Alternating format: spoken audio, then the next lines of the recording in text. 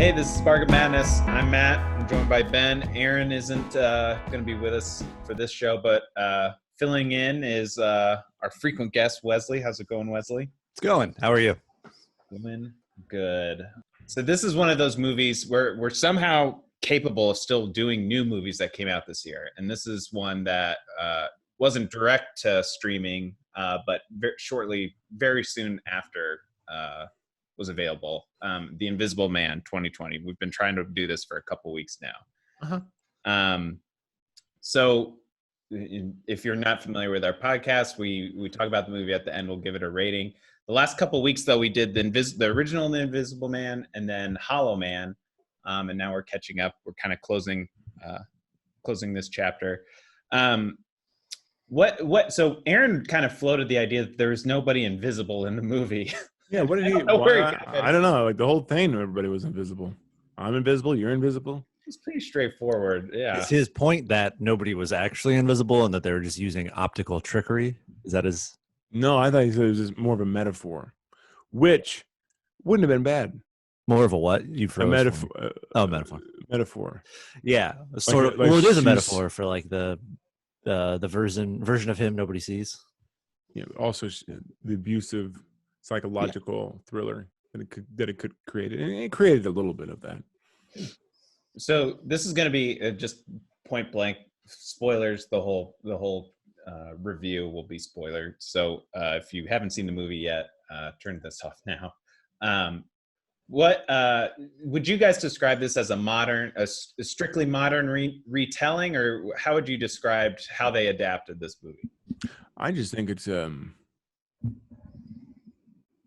yeah, I think exactly what it is.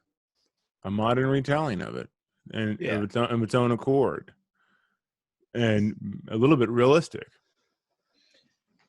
The big difference for me, especially after watching Hollow Man, was that they removed the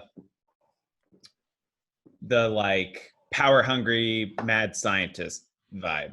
The Adrian character really didn't have like a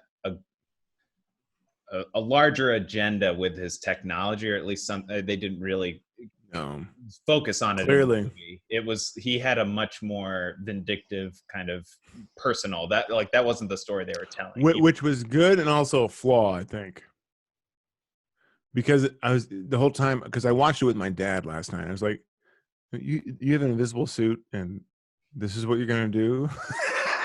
I mean, like he's already like a billionaire. He is. But where it works, so this is the spoiler. So the spoiler, do you want to get, Matt, do you want to tell the whole story, or can I just say where that plot works a little bit is we don't know if it was him or not that was invisible the whole time. That's where it works, because the motives for the other person being invisible makes more sense. But then it doesn't make more sense. So it's just, that's where it's a good story, because it's the whole theme of it is gaslighting and manipulation, and they're kind of gaslighting us a little bit. We don't know what to believe, because they set up the character of Adrian to be a sociopath, manipulative person that's abusive psychologically to everyone, especially the person he likes to control the most. So that's where this is a really good story. It's interesting that you say that too, because I think one of the more that is an extremely effective path they choose is that it does open up the possibility that this was somebody else, and it doesn't ever show you him being that person that everybody talks about him being. They never show it, and so you are also, it does create that kind of vibe that you have in real life, to where you're like, do I want to believe this person, but you have to have some evidence of it, and then there's another explanation, and so you're just sort of left with this exterior view, even though you see her whole life. So let's dive into it, Matt. Let's dive into the story. Go ahead and to tell the audience a quick synopsis of the story in detail, and then we can discuss our theories with it, Wesley. I have some ideas. It's basically like, and I mean, it starts right off the bat, which I think is, so this is a Blumhouse movie. And I guess the director, I know I'm not saying. He directed that movie you like, Wesley, which Director I want to did see. Upgrade. Upgrade. Which Yeah. look Lee good. Wanell. He wrote Saw. Oh, he wrote Saw Saw. and wrote the Insidious movies, so which I haven't He's seen any of those. he's the guy from Saw that isn't Cary Elwes. Okay, so what's He's that interesting actor. is this was gory, but not too gory. It was Tastefully gory. Sweeney Todd gory. There's a lot of throat slashing in this. Tasteful gore. Had so this the reason I say it's Blumhouse is really it focuses on the horror stuff more than the kind of sci-fi stuff that I don't know. I got more of a sci-fi vibe than the previous. Which is universal. I mean, like, which the original one he's horror. Yeah, I mean, this is directed by the same guy who directed Frankenstein. Yeah, this has a and it embraces almost to a more intentional degree than even Hollow Man and the original movie, because the whole plot is centered around Elisabeth Moss, who's kind of the recipient or victim of the invisible man, almost getting revenge on her, or just kind of torturing her for the sake of it. Because he's a sociopath. It's a different lens, I guess, to view the story. And it's one, we talked about this in the last 2 episodes that I kind of wished was amplified a little bit in each movie, was the idea of being so paranoid about somebody in the room with you. That's this whole movie, is that. And they couldn't have cast a better person to kind of act with that in mind. But I mean, that's the whole movie, is she's trying to escape from an abusive relationship. And right off the bat, we're kind of told that Adrian, it's the guy from Haunting of Hill House. I don't know if he's been in anything else. Or at least I haven't seen him in anything else. But he supposedly killed himself, but we're very quickly that's dispelled. Like, we know he's floating around. And we find out he's got a suit, and he's basically an optic. Yeah. So what's interesting about this, and I'm gonna break in, they do a different direction of how he becomes invisible. There's no formula. He didn't drink anything. He didn't have to run around naked. It's actually more practical. It's the Iron Manning of this type of. Actually, this is the real. This kind of camouflage is real in real life. It's all LED screens, small LED screens, but so there's an actual practical application in it. So I just to interject with the suit. As somebody who has the, like, what's it called, trypophobia, the fear of holes. Oh yeah. I could not handle, especially the reveal of it. The little lenses popping. Yeah, the real. That was freakier than anything else in the movie for me. Did you watch it with your girlfriend, Matt? No, I didn't. I watched it by myself, just cringing. That's good. You had no one to hold your hand to. He stayed away from this one. Just to complete the story thread, and then we can unpack it. So he has like an elaborate plan that's both like get revenge, but then he also is desperate to have a baby, and have like a baby with her and be a part of it. So he's gotten rid of her birth control pills, which she thinks she's taking to prevent having a baby. He already knew. And this whole thing where he's trying to frame her as a criminal, so that then he can have the baby and keep all his money or something. That's where it kind of lost. Just to get her back. To get her back. But and we can get to the end and the kind of twists there, but I'm curious what reactions you guys have, I guess, to the general story, and where they went with it. Who's up?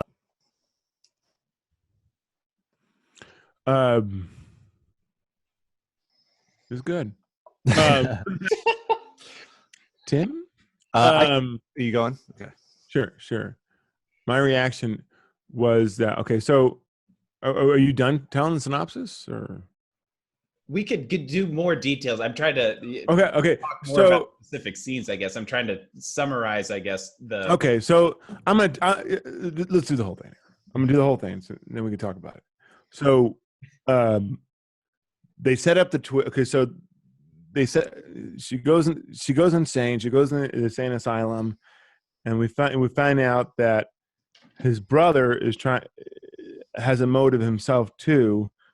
The brother of Adrian, the crazy billionaire, he's a lawyer. Polly? He doesn't get the inheritance, so he has a motive too of trying to make her go crazy too. So they set up that he could possibly be the Invisible Man too, and his motives make sense, of why he wants to torture her so he can get that money. And it turns out, of a twist, that he is, but she also thinks it's all a big setup too, that he is as well. And there's some shocking scenes in it. I think the best scene that's the most effective and the most like surreal and just out of nowhere, I wasn't ready for. My dad wasn't either when we watched it, was the dinner date with her sister, because her sister's being restrained with him because there's manipulation that Adrian has been doing. We think Adrian's been doing, and she went to the house and she found the suit and she hid it away. And I go, well, and like it was still, no one found it, but like that makes sense because it's invisible, she knew where it was, and so he probably thinks it's still there. But and she escapes and she tells her sister. In the middle of her telling her sister looks to the left and sees a floating knife, and she's like, "What?" And it's him, and boom, immediately he slashes her throat, killing her, and then put the knife in the hand of Elisabeth Moss. Is it Elisabeth Moss? Yeah. And it's just so shocking. She's shocked, and then everybody turns around and thinks that she did it, and that's how she got in the insane asylum. And so we don't know who killed his sister. We think it's Adrian, but it could have been the brother too. So I'm curious. So ultimately, it's like a whodunit at one point where it's a big flipperoo. She ends up killing the Invisible Man and takes off the mask, and it's the brother instead of Adrian. And we find out that Adrian has been kidnapped and he was never dead. Yeah. And so we're trying to figure out who to believe. And then there's the dinner date at the very end with Elisabeth Moss and Adrian, where she's still convinced that he did it. Which I kind of believe her a little bit. Wesley, where do you fall on at least in terms of this, the plot twist, I guess? So I think it's intentionally left like that. Like I love it. I mean, say that I loved almost everything in this movie. And you don't feel bad for her, even if she was wrong. Feel bad for her if she was wrong? At the end. No, you don't feel bad is what he said. Yeah, you don't feel bad for her, even if she could have been mistaken about her theory. Yeah, I mean, I don't understand what you mean feel bad for her. Like, well, okay, so spoiler alert, she puts on the suit and kills Adrian at the end. Yeah. She becomes invisible and kills him at the end. He didn't expect it, but she makes it look like he's, killed himself, which is great. And he gets. I feel like that. There's like, I mean, now that everybody knows there's an invisible suit, that's hardly an alibi. You were on camera. I'd be like, well, you just put on the invisible suit and killed him. But they don't know. They don't know there's another one or not. So. Oh, they don't know there's another one. Gotcha. Yeah. Because apparently there's two. There's got to be two, right? Yeah. Yeah. At least two. Yeah. But I think they left intentionally vague because that is sort of the feeling you have when you approach situations like that in real life, is that you don't, a lot of times the person, and that's what I think the Invisible Man is a metaphor for, is that there's this other person within somebody, like if it's your friend's husband or whatever, if he's an abusive person, there's this invisible side of him that treats people like that, but they never show that. They never show him doing that because you don't see that typically. And so then there's the ambiguities of who did what. Was it something that was he still controlling his brother? Or was this something his brother finally thought he figured something out, like you said, and he was extorting him, not extorting him, but blackmailing him. Blackmailing her. And her as well. Yeah. The brother, they set it up where the brother does have a motive a pretty strong motive of doing this. Yeah, but he's $10 million bucks or whatever. Right, but he also gave the his little backstory about how even though I didn't want to, for some reason I always do exactly what he says, even when it's against my own interest. I'm paraphrasing, obviously, but he always controlled me. He always she said at one point, I feel sorry for you because you're the only one who knew how he really was. And so it creates it for the viewer, for us, it creates that kind of like unsureness of, well, we know, like you said, he has a motive. So could it just be him? And if that's the case, then Adrian, even though he may be a bad guy, maybe he may be an abusive spouse or a controlling spouse or boyfriend or whatever, that doesn't make him guilty of murder. It doesn't make him. We don't know though. Yeah, it doesn't make him. See, we don't know if he murdered his sister or the brother murdered his sister, and they make it set up. And they make it set up where the brother could have, because the sister was a jerk to him at the beginning, because she's a lawyer too. Mm-hmm. Exactly. It creates There's so much doubt. This movie, it treats the situation like it really is, which is really sensitive. It doesn't say anybody who doesn't immediately 100%. Well, the audience is also, like I said, being gaslighted too. Yeah.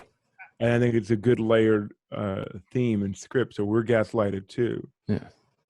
Or we're just like left with not enough information. But that's true. But also, I think we're gaslighted. Like we don't know. Yeah. We've been manipulative. Yeah. So movies are manipulative natures. Yeah. And this, we're manipulating to what you want to see and what you want to think. Where I kind of come in on this is that just given the setup with the relationship and the abusive kind of situation she's trying to escape from, and nobody believing her. I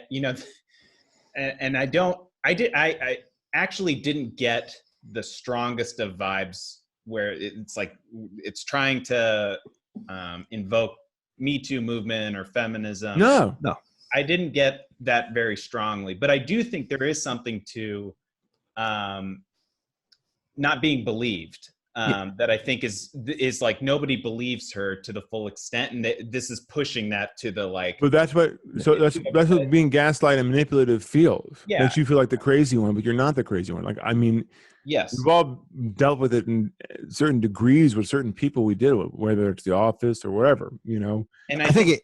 Go ahead. I just to complete my thought, I think that is the strongest part about this movie is that there is, in a metaphorical sense, it uses this kind of it's not fantasy because to your point, Ben, earlier, they used a very practical application of the suit and like all the different. It's still fantasy to a degree, but they're using this kind of extreme scenario to amplify something that happens at a much smaller scale every day, which I think is very successful with this. So I think the best stories, especially adaptations, are the ones where you take like an Invisible Man, and that's the vessel for a different story you want to tell, and it just layers it. Yeah. We know the Invisible Man by itself is the guy turning invisible, doing invisible things. Like that's pretty much it. Like practically joking, murdering people. Now you want to take that with a story that you think is compelling and use the Invisible Man as a vessel, something you want to tell. What was I going to say? I was going to say something about the. Can I jump in while you're? Yeah, go ahead. Go ahead, Wesley. I think you're exactly right, Matt. That this doesn't feel. I think you're looking for preachy. Like it doesn't feel like if you don't believe somebody, you're a bad person, which is essentially what most preachy movies would say. It's showing how complex and complicated that can be. Well, yeah, or just how it's showing both sides of like this person needs to be believed, but you can't immediately snap to believe somebody if you don't have the evidence. Like they don't believe her because they wholly believe that this person is dead. So one of the things I would just say to turn it slightly as a negative on the movie, I at least from my standpoint is you guys say like we don't know what to believe or we didn't have all the information. There is a threshold, at least for me personally, where it just felt like some of the information wasn't doled out for the sake of a twist or a really cool scene. And those scenes were really cool. And What do you mean? there were plenty. My biggest issue is just like, by the time you get to the end and you're trying to like suss out, like, well, so he had those pictures of the body, and there was, you know,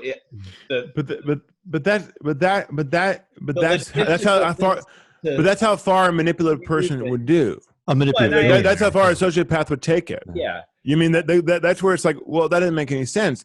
But he does. They'll do things that nobody would do to control anybody. Yeah, I guess. That made sense to me. It gets to a point though that by the end where it's like, well, I don't know what to believe. There should at least be like, I don't know, there to leave it open to whatever you want. I wouldn't say is an unsatisfactory ending. I think it just felt like we were kind of upgrade. It felt like I lost my train of thought. Basically, I got lost in the. Well, wait a minute. It just felt like a Scooby-Doo twist just for the sake of it without having set it up. I don't think so. Earlier on. I get why you feel that way. I get why you feel that way, but I think that was the point, is that maybe you'll never really know. I get why you feel that way. You know why you feel that way, Matt? Hold on. You know why you feel that way? Because it's not Avengers. No, but I was going to say something else, but that's a better answer. There is no action in the screen.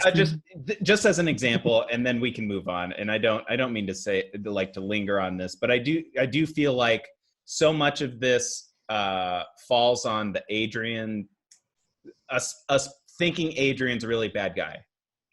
By the end, I don't know if he was or not, other than when he punches the window. And then you're trying to ignore all of the things that she told us. And so if we were to believe that he was such a manipulative person and this, like he was able to get away with all of these things, which I think we were supposed to believe that. Yeah. They didn't show any of it, but then by the end, I think the reason they didn't show any of it is so that maybe we would doubt that he was bad at all the whole time, and maybe we start to doubt. But no, so I'm gonna argue counterpoint you. You know, we just talked about it, like even what Wesley said. When appearances, you think everything is fine in this, but that's what a manipulative person would do, but behind closed doors, we don't know.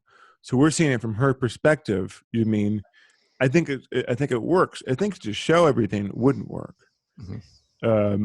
I think, I think another strong point too is, okay, so you talked about the Me Too movement, the Me Too era, and like women power, which is great. This is probably what the best incarnation of a heroine. You know what I mean, in this regard, because you had someone who has been abused by a terrible person. She's so afraid to go outside. She's so afraid of everything. So afraid. But her arc's amazing because she overcomes it, and she struggles. This is a hero's journey, mm-hmm. In a sense of what she has to go through to accomplish this. And I think that is what a strong female role is. Mm-hmm. Not something that has to preach to us this, and it doesn't make sense, where it's like, okay, that doesn't make sense.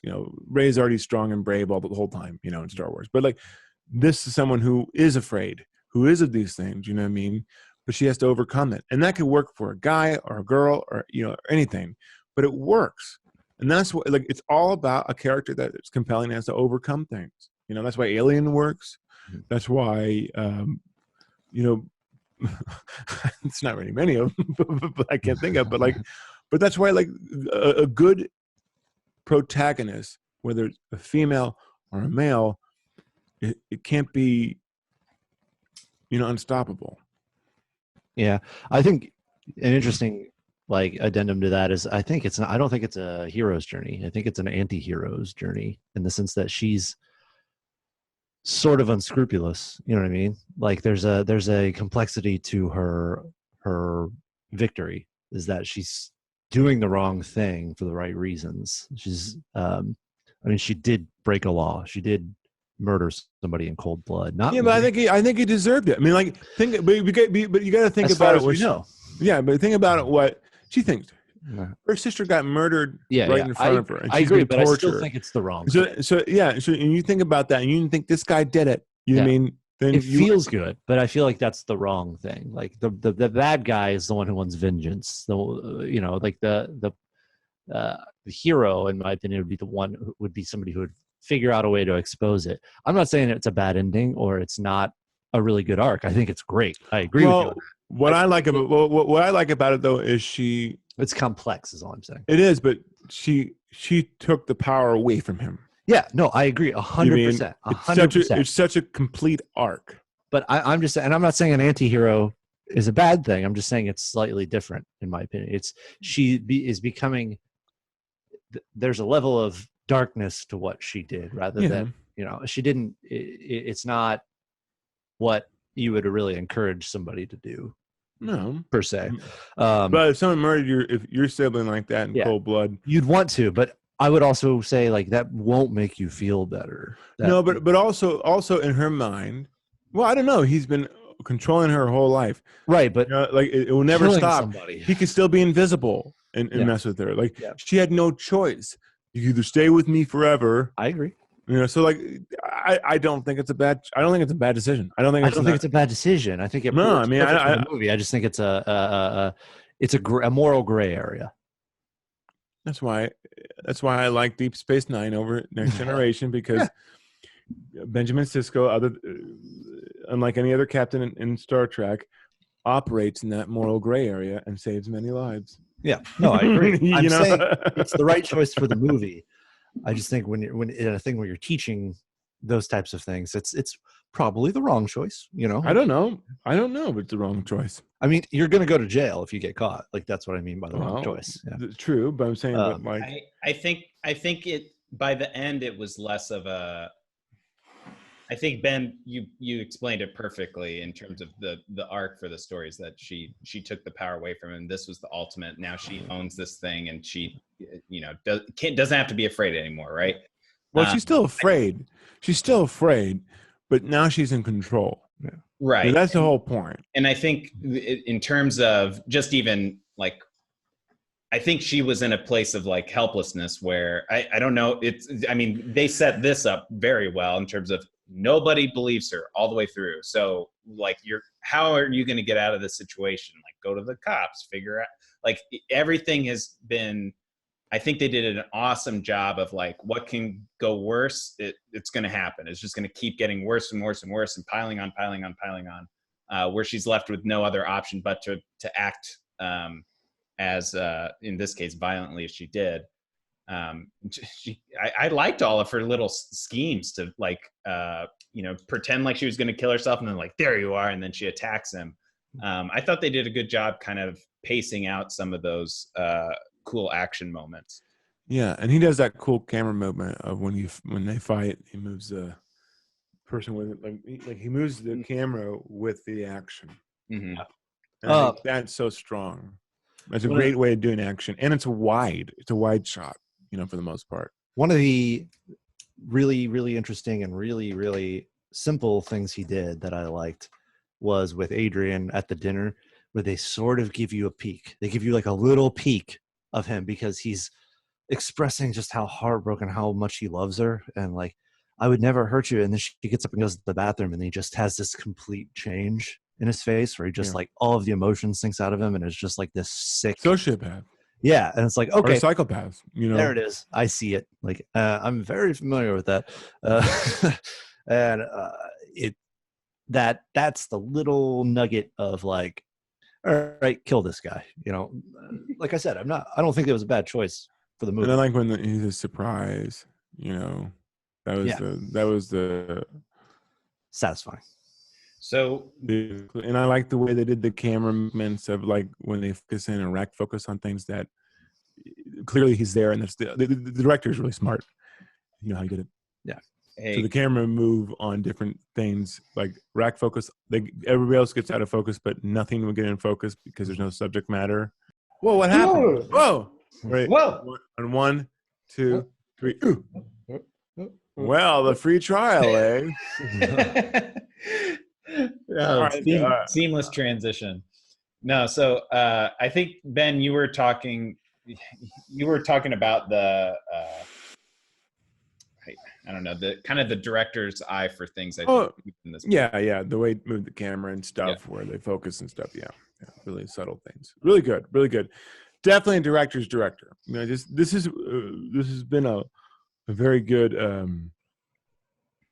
change of pace to what we're used to. You know, like this is stuff I love. You know, we don't have to have a movie that's a blockbuster, so you have to appeal to everybody and make sure everybody likes it. So then it can't be, you know, everything has to be PG-13. It can't have everything. You know, so then it becomes a movie for no one. Mhm. You know, And it was $7 million. Yeah, that's so $7 cheap million. nowadays. They made this for $7 million. $7 million $7 million, movie. yeah. Whoa. Well, it's a $7 million movie. I was going to comment because you guys were making the joke, or you were doing the joke of the camera work before we started. I don't know if you've done it during this. There it goes. But it did have some moments that had that Paranormal Activity Man, you kind of ruined the vibe. whole thing. See, Matt, hold on. See, before you do a joke, you got to set the joke up, and then you ruin the whole joke. Now I got to force to do it. Okay, Matt. So don't step on my jokes. Okay, all right. Got it. Sorry, my mistake. Do you have like some paint nearby or anything? Like I don't know, Matt. I don't know what you're talking about. You're just a big bum. My neck's feeling a little tingly. I don't know what, something like chills behind it or something. I don't know. I hated that stupid cold breath. I hated that. I loved it. Oh, me and my dad are like, ooh, that's great. It's a good idea, but now that we know that he wears a mask, either there should have been no breath or he should have been breathing the whole time, like one puff and that's it. I hated it. No, you guys are on the other side of this, I see. No, we like movies, Matt. Yeah. What did you guys did they actually do this handprint thing? I don't think they did. I don't remember seeing it. Are you okay? Yeah. Someone pinched you invisibly? I pinched myself. Oh, don't do that. You know what? Do that on your off hours. Okay. Do that at 11:30. Yeah, I don't think they did it. I think this is just for the promotional stuff. But what so we already said my favorite scene, which was the knife. The knife to the throat for the sister. That so shocking. Not my favorite scene, but I thought was the best scene. What do you guys agree or have a different one? Nope. I like the sequence when all the fight sequence when all the cops come out. You know. Yeah. The outdoors scene was really great. Blues cover in the rain. Yeah, I think that moment. I wouldn't say it's the best scene, but it's definitely the best moment. It's like you feel very calm, and then all of a sudden the stakes go through the roof, and you're like, "Oh, paying attention now." Steak knives, you mean? Yeah, the steak knives go through. Was that the knife from the kitchen, or just a random knife he got from a kitchen? I think just a random one. Yeah, it's just a random knife. The foreshadowing of it's pretty good. I think the biggest winner from this whole movie was Uber, who came to the rescue and like. Where do you think they got that $7 million? Yeah, it's just all to promote how an Uber driver will risk their life to hang out in a place several hours away just to make sure you get a good ride home. Yeah. Please. It works when your boyfriend you're escaping is a billionaire. You got that extra cash. Yeah. Very good movie. Very good movie. Very, very, like, that's how a movie should be made. That's cinema. Yeah. Alfred Hitchcock, Like, from a practical standpoint, like, this is not the type of movie you pick the details apart on because it's trying to tell. They don't do what Us did, which I think is Us should have been a metaphor movie that got too weighed down with how instead of just the story. And it Us sucked. I'm sorry. This is Us is sorry. It went too far to where then you have like, okay, well, if you're going to answer that question, answer this question. This movie just hand waved it and just said he's a billionaire. It works. So Don't worry about it. What's nice is like subtlety. Yeah, subtlety. Yeah. Us was not subtle. No, it wasn't subtle, and it wasn't subtle in its metaphor, but by also answering literal questions, it opens the door So it's like, wait, so this doesn't make sense. That doesn't exactly. That's a good point. Us lost me because it didn't make sense. Yeah. So it went too far. Wait, are we talking about the same one? Us as the double people doppelganger. Yeah, I hated that movie. I'm sorry, that wasn't very good. That wasn't very good at all. It had elements of greatness. There was sequences of interesting things, but like the lazy writing. Also, Elizabeth Moss was great in that as well. This is a better movie. She was in that, wasn't she? Yeah. Yeah. I don't know if she's great. I think I still prefer Us. This is so superior. This is a superior movie. I think I definitely prefer Us. Why? Wow. I like Us, but this movie I think is on. This movie is superior. Another this level. Movie, Really? This movie is. This is the same feeling I had when I got out of A Quiet Place the first time. So the reason nice movie. The reason I don't know if I agree is that, for one, while I think technically they shot it and executed it at a higher level, and they took an angle of like, oh, who's in the room? I mean, this is derivative in terms of the types of scares and the types of like, are they in the room? Are they not? This is Paranormal Activity. This, if you've seen any of those movies. This, Matt, is what you complain about. This is what you complain about in the other movies. In The Invisible Man. I want that tension of him in there, and now you're complaining about it. No, I'm not complaining about it, but if I'm comparing it to Us at least took. I think where people, and I had the same opinion when we reviewed it, was that I was hoping there would be some sort of metaphorical kind of bigger picture, like from Get Out, but it wasn't there. I think we were like. I think Get Out was good too, but I don't think Get Out was that great either. I think Get Out was good too, but I think Get Out's overrated too. I really do. The thing about those two movies is I felt like there was pure originality, and like there was. But this is Invisible Man. I mean, like this is it's already it's originality. It's an originality for these Universal monsters. I mean, it's a Universal monster property. If I'm comparing the two, I'm just explaining what I felt like there were moments of the performances and the moments of how it was. They wove in other elements in terms of humor, and Us is much funnier. There's funnier moments in there. This is a complete different movie. And you can't compare. I'm not saying this is a bad movie. I just think this is better. We can rate the movie in a second. It just. I think it's got it. Well, what's nice about this is the story, the script, everything is. I guess that's where that's where I disagree. And Dale Davis is a fantastic actor in it, right? Like we forgot how good he was. Aldous Hodge is a really good actor. From Supernatural. And his daughter was really good. Like everything was very believable. She carried the movie. This is a Toni Collette kind of performance. Yeah. Where it's really great. I would have put them on the same plane. Are you kidding me? Are you kidding? They have to be the same plane because she carried the whole movie of feeling this abuse. Like it's the movie. It's a camera and her. I can't believe like that. That's it. And she carried it. Wow. I think I'm gonna end up being just like in the smallest of small minorities. I think you're going to be the Invisible Man. I know. You're going to take me out soon.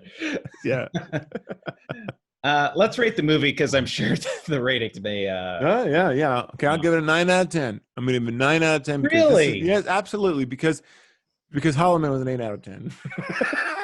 You didn't know. I think you ended. I don't think you gave it. Maybe a 7. I think it was a 7. But all right, but seriously, this is a 9. This is a 9 out of 10. This is a 9 out of 10 because this is what I want to see with cinema. I want to see nice movies like this. Movies like this. I don't want to see Avengers. I don't want to see Spider-Man unless it's the original Spider-Man. Okay. Or they do the same kind of treatment to this, something that's really nice and not overly produced, a director's film. You know what I mean? Let the artist be artists. Let the director direct. I want to see more of this guy. I want to go see that movie. What's the other movie, Wesley, that he did? Upgrade. I want to see that now. He did Insidious 3 too. I don't know what that's all about, but yeah, pretty good. It's pretty good. Yeah. So this is what the future of movies that I would like to see more. I'll go next, and so Wesley can kind of probably cut me off and shift course back into positives. I gave it a 6. I actually was debating going lower, but I ended up with a 6 because of to everything we were talking about before about the paranoia and how this was playing out of like, do you believe her or not? And how this whole story kind of reinforces that kind of idea to an extreme extent. And the execution of the invisibility stuff was very good with the choreography, as well as, you really felt it. And her performance was very good. It was very good, obviously. She's perfect for this very specific role, and other things as well. But this is the type of thing where she really excels, Elisabeth Moss. So I thought it was very good. Carrie-Anne Moss at all? I don't think so. No. As I said before, the reasons for me is I wasn't as big a fan of some of the script choices. Outside of a tree. I have no idea what you said. Me neither. Because moss grows on the north side of the tree. Okay, never mind. You're going through your moss jokes. Yeah. Workshop those for us. Grand Moss Tarkin. So I ended up with a 6. Wesley, what about you? I will also give this a 9 out of 10. Woo! Yeah. I loved this movie. I loved it more as time has gone on, and I've had more time to digest it. My dad loved it. Yeah. Here's where I'm going to split the difference between you guys. I think there's room for both types of movies. There's room for Avengers movies and this movies. I think the movies like Avengers that make all of the money in the world free up the purse strings to make movies like this, where they could take losses or win big. No, they definitely do. Like when Transformers makes whatever amount of money, they say, okay, now you can do your little movie. I am going to make you like movies that are garbage. That's pretty good. But the reasons I'm going to give it a high rating have nothing to do with they're not nothing to do with. I agree with you on all the positives that you listed, Ben, and you as well.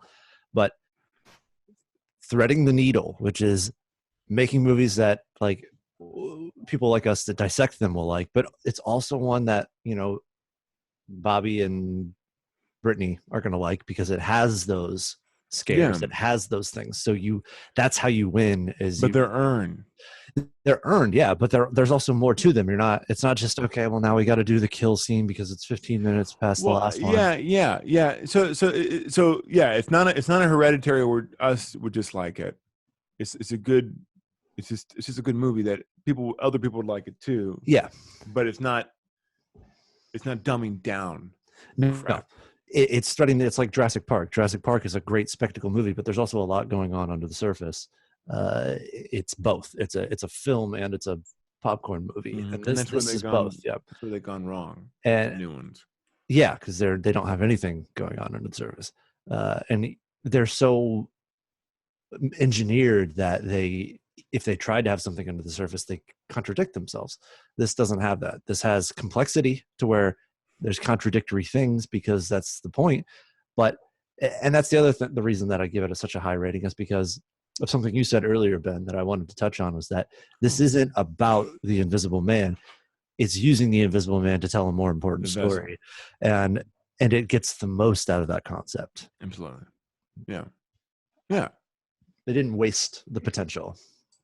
Yeah, because they didn't tell you about the technology. We just and also the what I like. I think Matt doesn't like this to some degree. There's not a lot of exposition. No, there's not a lot of forced exposition, and the exposition they did show is all we needed to know. Mm-hmm.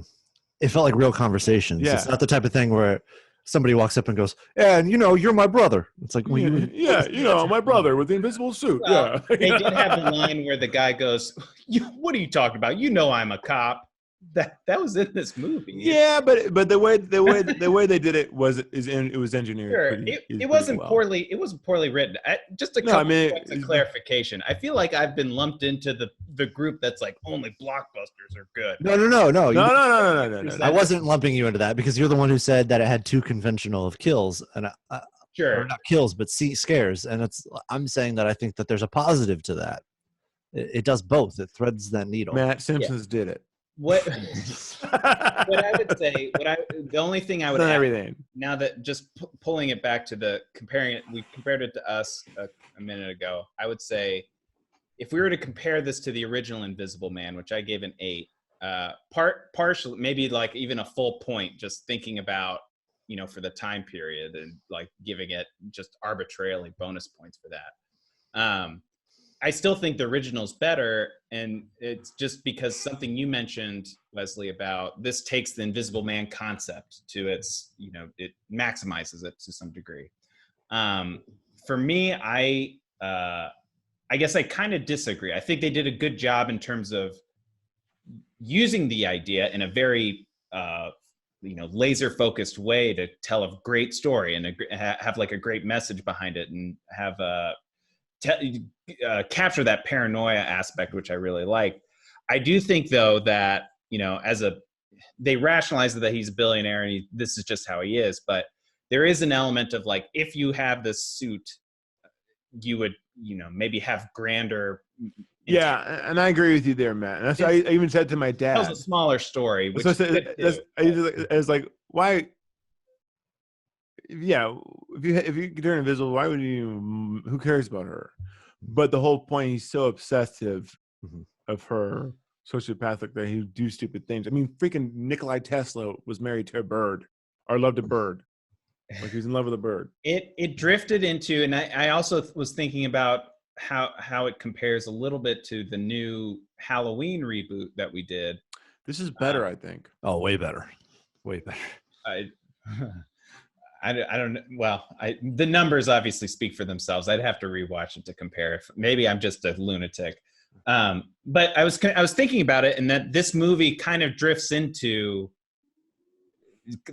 like it is a monster. It's almost like a slasher movie. Like he becomes this like brainless just murderer to some extent, which I think is interesting that they took that. I don't think he's brainless at all. There's no brains at all. The murder he does is not to hurt, because he doesn't want to hurt her. He wants to control her and hurts the loved ones. Mm-hmm. I think he wanted to hurt her when he was chucking her around the room.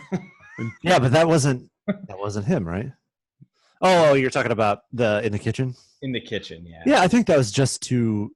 I think that was show dominance. He would have like killed her any minute. It was a mind game. Yeah, Sure. well, that's how his relationship was. That's fair. I guess the fact that they didn't. Her life was never in danger. Yeah. But the other people's lives were. Yeah. Yeah, I mean, and I guess maybe that's as somebody who doesn't do great with ambiguity, other than maybe like a Kubrick movie or something. Maybe that's just something that I'm not appreciating to the full extent. That's not even the real scare of that. The real scare for me, and I think what the intended scare of that scene, or not even that scene, but that sequence of events in the movies, is that he's taking her good things away. Like he's turning the cop and her daughter against her. And that's the real terrifying. That's a good point, Wesley. It's a very good point. And that's what a sociopath does. Yeah. And then that's what like someone manipulative done. That fear. And you feel for her. Like, you're like, gosh, darn, how are you going to get out? Yeah. So that seems like to make her more insistent that it's happening. The best movies to me is when you get a character thrown into these situations and you're like, how the hell is she going to get out of this? Yeah. And if you have that in your mind when you watch a movie, that means the writer, the director are doing a good job. Because if you can predict it like right away, then it's just fluff. It doesn't matter. Like that's half of what Marvel movies are. You know, it's like when the slow moments are just there because they need to check the box off. We like it's just paint by numbers. You know what I mean? That's what we need. There's I think the best writing is when you force your character so say we write a script, you force your characters in really tough situations that was going to be painful for you to figure out how to get out of them, as a writer, but like, oh, what's the worst thing can happen here? Okay. That's what that needs to happen here. You know what I mean? And they keep piling on these characters. I think as is a story, that's what you need to do, and I think they did a good job with this. Well, this caps off our 3-week run of Invisible Man related content. There you go. I think we've covered it. Well, there's the Vincent Price one. There's the series. There's yeah. Let's just keep it going. this whole year of Invisible Man. Screw what's happening next week. Forget it. No. Next week we are going to do a deep dive. I guess more focused into one movie, but I'll just tell you, I've watched a handful of his movies. We're gonna look at Kung Fu Hustle and talk about Stephen Chow movies with Colin next week. Really great. So definitely tune in for that. Wesley, thank you for coming on. This was a really good episode. So appreciate it. There's a lot to dissect in this movie. Yeah. Very good movie. Like as a future director someday, this is the kind of stuff that I would want to make. Like, this is, $7 million is a lot of money, but man, that kind of filmmaking is still there. Buy a lot of Chick-fil-A, maybe just one sandwich, but that's where you go. You have to wait pretty long in the line for a $7 million order. Oh, $7 million. Yeah, you're right. Never mind. I thought I'm dumb. I'm really tired. I had a long week. all right. Until next week.